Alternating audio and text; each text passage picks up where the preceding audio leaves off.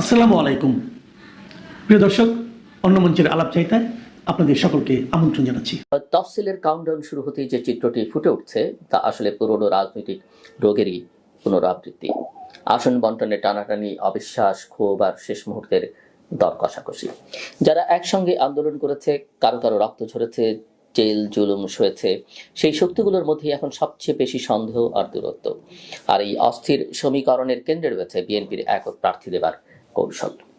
BNP ইতিমধ্যে 272টি আসনের সম্ভাব্য প্রার্থী ঘোষণা করেছে, মাত্র 28টি আসন ফাঁকা রেখে। দলটির ভেতরকার ব্যাখ্যা পরিষ্কার, যে আসনগুলো ফাঁকা রাখা সেগুলোর কিছু শরিকদের জন্য, কিছু অভ্যন্তরীণ দ্বন্দ্বের কারণে, কিছু আবার সীমানা সংক্রান্ত মামলা ও দুর্বল প্রার্থী সংকটে।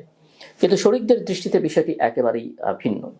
দীর্ঘদিনের মিত্রদের নিশ্চিত মনে করা অনেক আসনই বিএনপি নিজ প্রার্থী বসিয়ে দিয়েছে, যার ফলে প্রায় 2 ডজন দলের নেতারা প্রকাশ্যে ক্ষোভ জানাচ্ছেন, কেউ কেউ সম্পর্ক ছিন্ন করবার ঘোষণা পর্যন্ত দিয়ে ফেলেছেন। এই অসন্তোষের পেছনে শুধু আসন সংখ্যার হিসেব নেই, আছে কাঠামোগত একটা পরিবর্তন। সদ্য সংশোধিত গণপ্রতিনিধিত্ব আদেশ আরপি অনুযায়ী যে কোনো জোটের প্রার্থীকেই নিজ দলের প্রতীকেই নির্বাচন করতে হবে, বড় দলের প্রতীকে নির্বাচন করবার সুযোগ আর থাকছে না। বাংলাদেশের প্রথম পাস্ট দ্য পোস্ট কাঠামোয় যেখানে ধানের শীষ বা নৌকার মতো পরিচিত প্রতীকী প্রার্থীর মূল পুঁজি, সেখানে অপেক্ষাকৃত অজনপ্রিয় প্রতীক নিয়ে মাঠে নেমে ছোট দলের প্রার্থীদের জয়ের সম্ভাবনা বাস্তবিক অর্থেই কম। বিএনপি তাই বলছে, দুর্বল প্রতীক, দুর্বল সংগঠন আর কঠিন নির্বাচন, এই 3 মিলিয়ে শরিকদের হাতে নিরাপদ আসন তুলে দেওয়া মানে আগে থেকেই পরাজয়ের ঝুঁকি নিয়ে নেওয়া। কিন্তু সমস্যা হচ্ছে, একই যুক্তি ব্যবহার করেই তো বিগত সময়ে আওয়ামী লীগ ও শরিকদের তুলে রেখেছিল। আজকে সেই পথে হাঁটছে বিএনপি। এই অভিযোগ উঠছে বামপন্থী এবং ছোট জাতীয়তাবাদী দলগুলোর কাছ থেকে। এই প্রেক্ষাপটে জামায়াত ইসলামীও তাদের নেতৃত্বে গড়ে ওঠা 8 দলের ইসলামপন্থী জোট অনেক বেশি সংগঠিত ও কৌশলগত বলেই মনে হচ্ছে। জামায়াত 300 আসনে প্রাথমিকভাবে প্রার্থী ঘোষণা করলেও শুরু থেকেই বার্তা দিয়েছে, সংখ্যা নয়, যাকে দিলে জিতবে তাকে প্রার্থী করা হবে। আর শরিকদের জন্য শতাধিক আসন ছাড়বার মানসিকতা তাদের রয়েছে। বিভিন্ন ইসলামী দলের মধ্যে একক প্রার্থী নিয়ে মাঠ জরিপ, বিভাগীয় সমাবেশ, লিয়াজু কমিটি সব মিলিয়ে এখানে অন্তত একটি স্পষ্ট লক্ষ্য দেখা যায়, ইসলামী ভোটকে এক বাক্সে আনা, যাতে ছড়িয়ে ছিটিয়ে যাওয়ার ঝুঁকি কমে। এর ফলে অনেক আসনে আওয়ামী লীগ নেই, বিএনপির জোট দুর্বল, আর মাঠে যদি কেবল ইসলামপন্থী প্রার্থী ও ছিটে ফোটা মধ্যপন্থী প্রার্থী থাকে, তবে আসল প্রতিদ্বন্দ্বী হয়ে উঠতে পারে এই ইসলামী জোটে। তৃতীয় এক অঙ্ক তৈরি করবার চেষ্টা করছে জুলাই অভ্যুত্থান পরবর্তী প্রজন্মের দলগুলো, বিশেষ করে জাতীয় নাগরিক পার্টি এনসিপি ও তাদের সম্ভাব্য মিত্ররা। তরুণদের আন্দোলন থেকে উঠে আসা এই শক্তির কাছেই অনেকেই আশা করেছিলেন নতুন রাজনীতির ভাষা, গণতান্ত্রিক সংস্কারের এজেন্ডা এবং পুরনো 2 মেরুর বাইরের বিকল্প। একটা জোট ইতিমধ্যেই হয়েছে, এনসিপি, এবি পার্টি এবং রাষ্ট্র সংস্কার আন্দোলন। কিন্তু বাস্তবতা হচ্ছে, সংগঠন দুর্বল, অর্থের সংকট এবং মূল্যবোধের প্রশ্নে অস্বচ্ছ অবস্থান, সব মিলিয়ে এনসিপি দেশ জুড়ে এখনো উল্লেখযোগ্য জনসমর্থনের ঘাটতিতে ভুগছে। সাম্প্রতিক জরিপগুলোতে তাদের সমর্থন এক অঙ্কেই থেকে যাচ্ছে, ফলে তারাও এখন বিএনপি বা জামায়াতের সঙ্গে কৌশলগত জোটের কথা ভাবতে বাধ্য হচ্ছে। আবার এমন জোট করলে বিকল্প ইমেজ হারানোর ঝুঁকিও আছে। এই দোলাচলি এনসিপির ভেতরে উপদেষ্টা নেতাদের মধ্যে মতবিরোধ এবং বিএনপি বনাম জামায়াত কোন দিকে ঝুঁকবে তার অস্থিরতায় পরিণত হয়েছে। বাম, প্রগতিশীল ও গণতান্ত্রিক ধারার দলগুলো বসে নেই।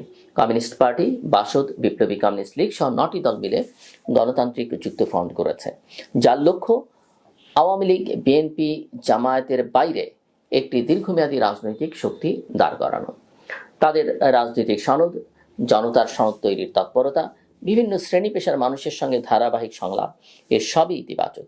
কিন্তু ভোটের সমীকরণে মাঠ পর্যায়ে তাদের প্রভাব কতটা, এই প্রশ্ন থেকে যায়।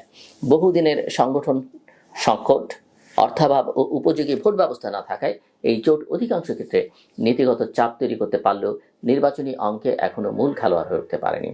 এই পুরো অস্থিরতার কেন্দ্রে থেকে গেছে বিএনপির জাতীয় সরকার ও সমন্বিত পরিবর্তনের প্রতিশ্রুতি।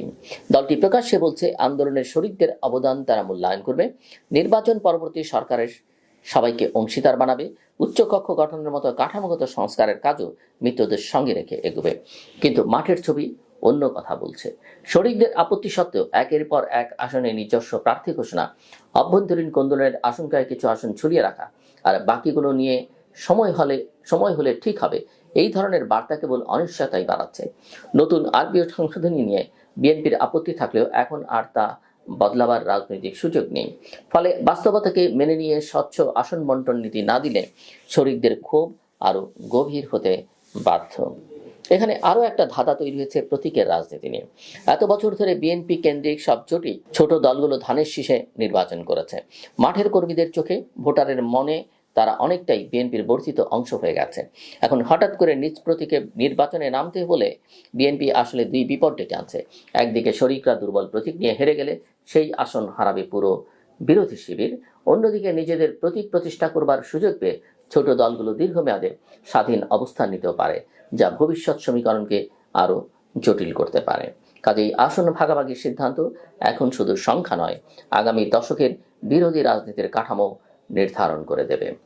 জামায়াত কেন্দ্রিক ইসলামপন্থীর জোট, এনসিপি কেন্দ্রিক তরুণ জোট, বামদের যুক্তফ্রন্ট, নানা ধরনের জাতীয়তাবাদী ছোট জোট সব মিলিয়ে সাধারণ ভোটারের চোখে এক ধরনের কুয়াশা তৈরি হয়েছে। আওয়ামী লীগহীন এই নির্বাচনে মানুষ আসলে কাকে পরিবর্তনের বাহন হিসেবে দেখবে?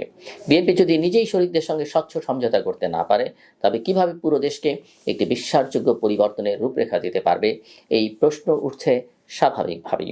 অন্যদিকে জামায়াত ইসলামী জোট যদি অনেক আসনে দ্বিতীয় বা প্রথম শক্তি হয়ে উঠে আসে, তবে ধর্মভিত্তিক রাজনীতির নতুন উত্থান কেবল সংসদের আসন সংখ্যা নয়, রাষ্ট্রের চরিত্র নিয়েও নতুন দোলাচল তৈরি করতে পারে। এখানে দায়িত্ব শুধু বিএনপি, জামায়াত বা এনসিপির নয়।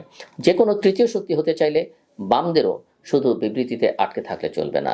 তাদের স্পষ্টভাবে বলতে হবে এই আসন রাজনীতির বাইরে তারা কি ধরনের নির্বাচনী সংস্কার, ক্ষমতা ভাগাভাগির নতুন মডেল, স্থানীয় সরকার শক্তিশালী করার মতো প্রস্তাব সামনে রাখছে।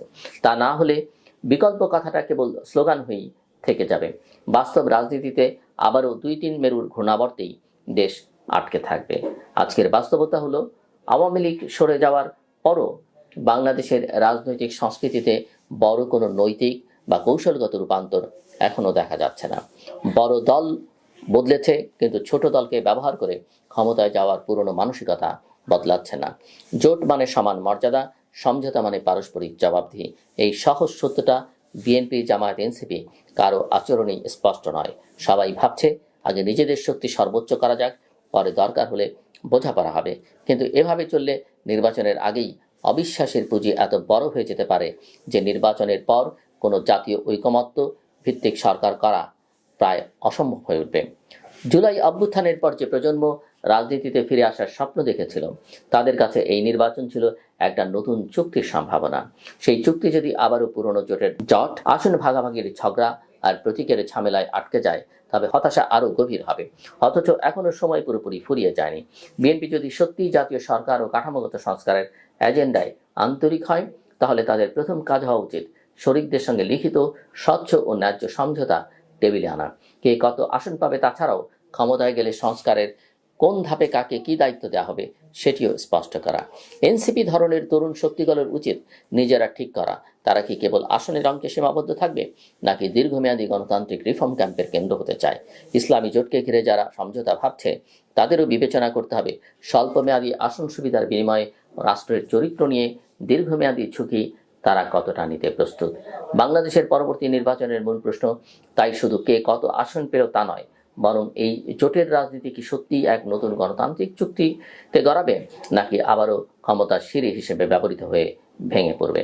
আজকের জোটের অঙ্ক যদি এই প্রশ্নের সৎ উত্তর খুঁজতে ব্যর্থ হয়, তাহলে পরিবর্তনের যত সুন্দর স্লোগানই থাকুক, বাস্তব রাজনীতিতে আবারও জয়ী হবে পুরনো রাজনীতির নতুন সংস্করণ।